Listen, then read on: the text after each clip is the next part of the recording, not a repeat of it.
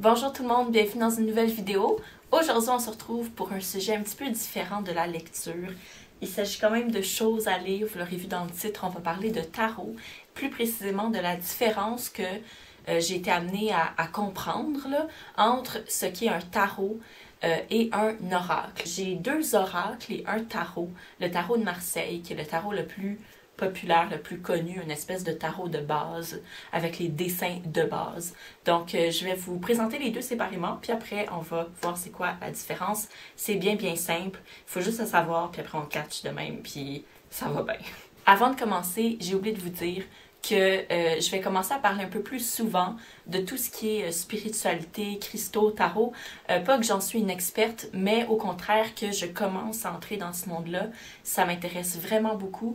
Puis j'aimerais ça que cette chaîne-là puisse incorporer un peu tout ce que j'aime. La lecture va toujours être présente, mais je vais commencer à faire un peu plus de vidéos sur mon évolution puis mon apprentissage de ce monde-là, très large, de la spiritualité, astrologie, tarot, etc.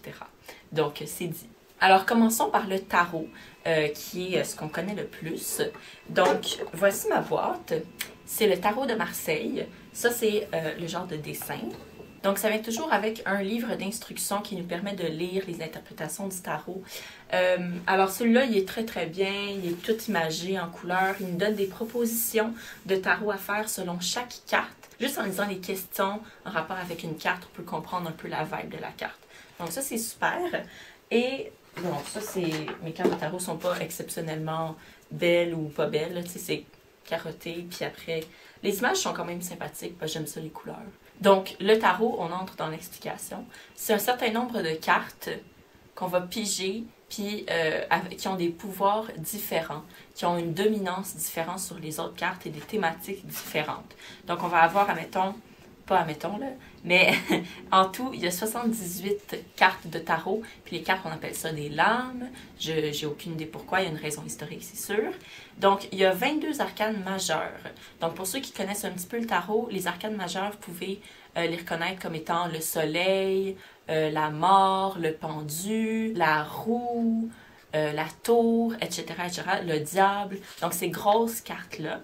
Et puis ensuite, il y a 56 arcanes mineures. Je suis en train de lire le livre parce que je ne connais pas les chiffres par cœur. Les 56 sont un petit peu plus précises, puis pour des choses et des explications un peu plus étroites que les grandes arcanes majeures. Donc, ils sont divisés en 4 sections, comme les 4 maisons de Poudlard. Fait qu'on a les bâtons, on a les coupes qu'on associe à l'amour le plus souvent, les épées qu'on associe au challenge, pas aux chicanes, mais aux défis puis aux confrontations, et aussi à l'énergie du feu, hein, de l'action, et les deniers, que c'est l'argent, donc la richesse, travailler fort, la persévérance, la récompense qui vient à la fin. Puis les bâtons, c'est la section la plus nébuleuse. C'est souvent des arrangements en groupe, le fait qu'il y a quelqu'un qui va venir dans ta vie ou qui en sort, puis des collaborations, un peu de business, c'est un peu flou. Donc, quand on joue au tarot, il faut prendre en compte cette dynamique-là entre les arcanes majeures et les arcanes mineures. Par exemple, si on fait un gros tirage où les arcanes majeures sont mélangées avec les mineurs, il se peut que, dépendant de la position évidemment dans le tirage, que les arcanes majeures aient une influence sur les mineurs. Fait que ça va jouer comme ça. Maintenant, je vais vous présenter mes cartes d'oracle, de ce qu'on appelle des oracles. Petite parenthèse, j'ai pas la science infuse, je suis débutante là-dedans, ça se peut que je fasse des erreurs puis que j'utilise la merde. Je vous dis ce que moi j'en ai compris. Le premier comme ever truc de cartes que j'ai eu, c'est lui que je vais vous présenter. Ensuite, le tarot que je viens de vous montrer, je me le suis fait offert, puis c'était mon deuxième. Puis ensuite, j'en ai acheté un troisième, qui est un oracle aussi. Donc le premier, c'est l'oracle Animal Spirit. Écrit, dessiné, réfléchi, toute la patente par Kim Krause. Puis ça s'appelle The Wild Unknown Animal Spirit. Puis ça vient avec un guidebook. Donc c'est écrit en anglais. Puis en arrière, c'est super cute. Là, on a toutes les catégories de cartes qu'il y a dans l'oracle. C'est divisé par les éléments. Donc on a les esprits, l'air, le feu, l'eau et la terre. Donc, moi, j'aime ça les animaux. Moi, j'aime ça les éléments. Puis en plus, les esprits sont tous catégorisés, par le chakra Fait que ceux qui connaissent les chakras, c'est dans le fond des points d'énergie qui sont enlignés dans votre corps. Fait qu'à l'intérieur, mettons, on va avoir la carte. Ensuite, on a des mots-clés pour définir la carte. Ensuite, on a le texte d'explication écrit par Kim Krause. Et à la fin, ce que j'aime vraiment beaucoup parce que c'est très concret, ça permet d'absorber tout ça puis de l'appliquer concrètement dans notre vie. On a quand la carte est en balance, quand toi tu es en balance, comment tu pourrais agir. Quand tu n'es pas en balance, fait que quand ça va pas bien, comment tu pourrais réagir.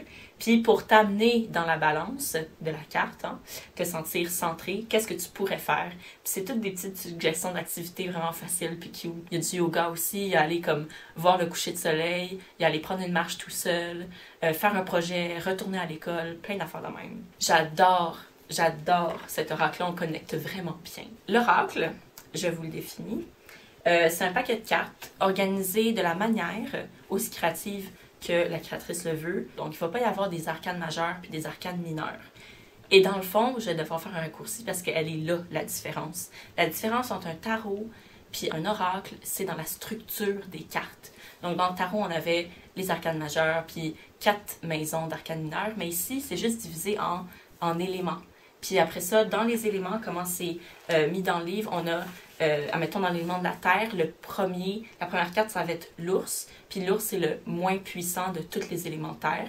Fait qu'on va du moins puissant au plus puissant de l'élémentaire, qui est le cheval. Oh, j'ai raison. Qui est le cheval.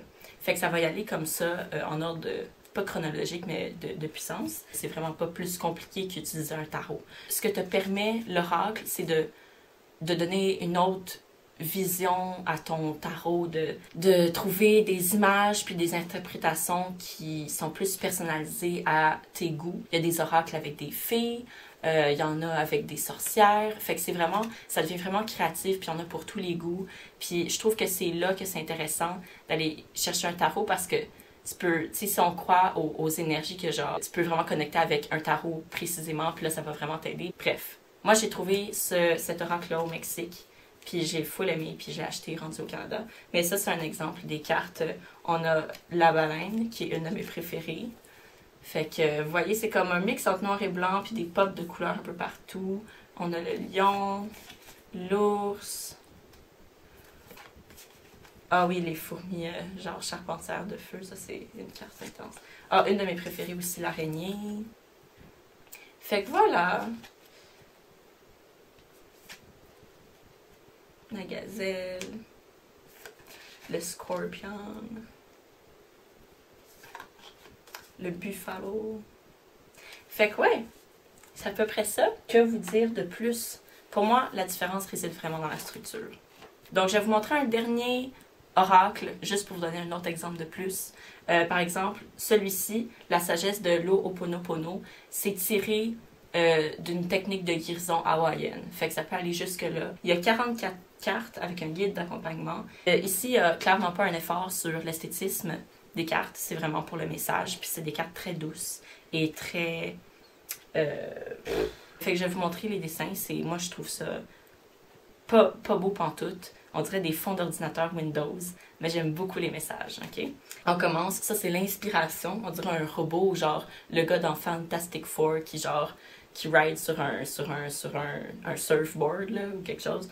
Mais le message de l'inspiration, c'est « Je suis libérée de mes anciennes mémoires. Je peux maintenant écouter le divin en moi et me laisser guider par lui au travers de mes inspirations. » Puis comment ces phrases-là sont écrites, dans le fond, tu fais juste lire ces phrases-là. Tu peux aller lire l'explication aussi dans le livre. Mais c'est le genre d'oracle que j'ai utilisé en répétant les phrases, admettons, 1 fois par jour. Parce que comment est écrite la phrase. Autre exemple, la zone de confort. Puis là, ça va dire « je nettoie ceci, cela ». Fait que c'est des phrases que tu te répètes, puis en répétant ces phrases-là, ça te guérit. C'est comme un peu ça la méthode, là. Fait que c'est vraiment une belle philosophie de guérison, l'Ho'oponopono. Après ça, peut-être qu'un jour, ils vont décider de faire des meilleurs dessins. On a l'imagination, l'activité physique. Mon Dieu, je sais pas passer mes affaires. On a le territoire, la lumière, l'enracinement. Ça, c'est une belle carte, par exemple. Ça, c'est un beau dessin. Fait que voilà! Ça vous donne un peu un aperçu. Je vais ranger le bordel et je vous reviens. Donc, j'espère que cette petite vidéo-là vous aura aidé à clarifier la différence entre le tarot et l'oracle, si c'était un questionnement pour vous. Sinon, j'espère que ça vous aura fait découvrir un peu d'oracles différents. Puis si vous avez des commentaires ou des questions sur, genre, encore la structure ou l'utilisation ou où j'ai acheté mes tarots puis mes oracles, n'hésitez pas à m'écrire puis je vais vous répondre avec plaisir. Donc d'ici la prochaine vidéo, je vous souhaite des super belles lectures, une super belle entrée ou poursuite dans le monde du tarot et des oracles. Et puis à la prochaine. Bye!